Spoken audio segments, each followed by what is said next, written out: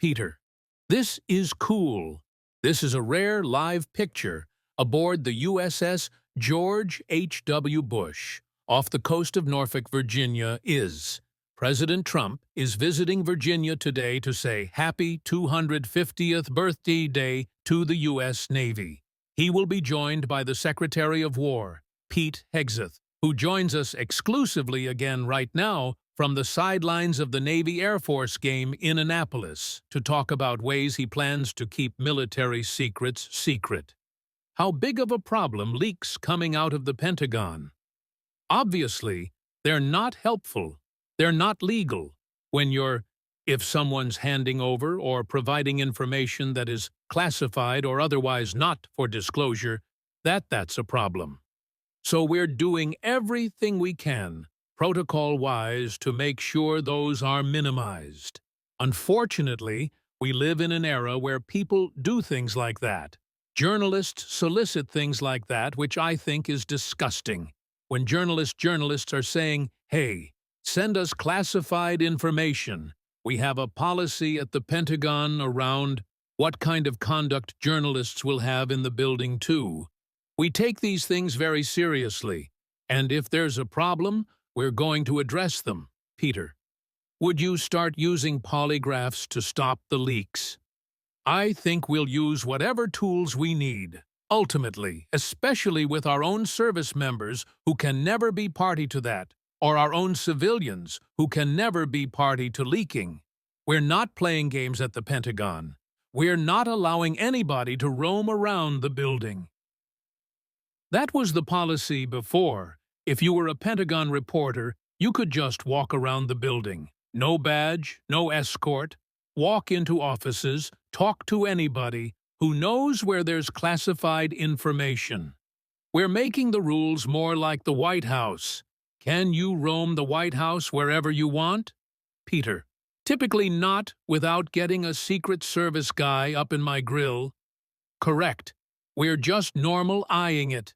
Yes, normalizing it. You can be in the press area, but if you want to move around the building, you're going to have a badge, you're going to be escorted. We have an expectation that you're not soliciting classified or sensitive information.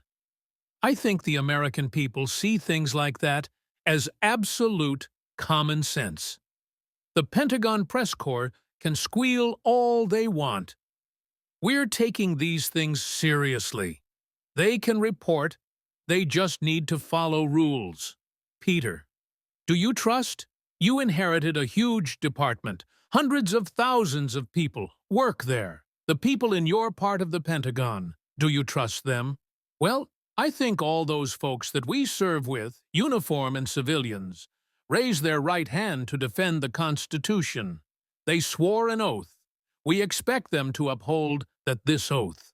So, of course, we trust them until they give us reason not to believe they're not upholding that oath. I'm not wearing the uniform. I used to. But all these guys around us, all these guys on the field who wear that uniform, that comes with trust. Of course I trust them. I want them to execute, to secure our nation until they give us a reason not to. But I tell you, yeah, I gave a speech about how we need to uphold standards and raise standards and do PT and all that. But that's because the vast majority of those who serve our nation are incredible men and women of integrity who will uphold that oath, and I'm proud to be able to speak for them. Peter, last one, there is an account on X that forecasts or tries to forecast military action based on how busy the pizza places are around the Pentagon. Next time there's going to be an airstrike, have you guys thought about maybe just going to the cafeteria? Laughter. I'm aware of that account. I've thought of just ordering lots of pizza on random nights just to throw everybody off. Some Friday night when you see a bunch of Domino's orders, it might be just me on an app, so we keep everybody off balance. Trust me, we look at every indicator. There's a reason Midnight Hammer worked, because we understood open source, classified ways in which the public and others are trying to watch movements, and sensitive ways to control for a lot of that, and ways only the government can do this.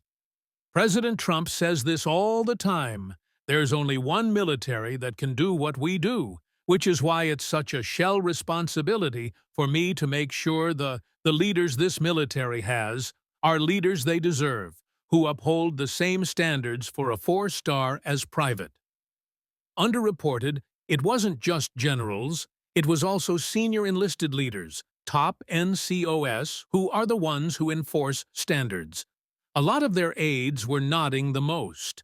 They're like, yeah, thank you for letting us do our job. You remember Giuliani in New York, the broken windows theory of policing? If you don't police the small stuff, if you let the beards go, and the bellies go, and the uniforms go, and the fitness standards go, pretty soon the big stuff goes. Our whole military's premised on unit cohesion and unity of mission. That's why diversity is our strength. Such a dumb slogan. It's the dumbest slogan of all time. Our strength is our unify. It's our clarity, the mission we share, love of country. I'm looking at folks over there wearing this uniform. It's a point of pride. It's about doing something greater than yourself, serving the nation when you could do 1,000 or things. Those men and women are not civilians. They're members of the military. They're in the profession of arms. They live by a code.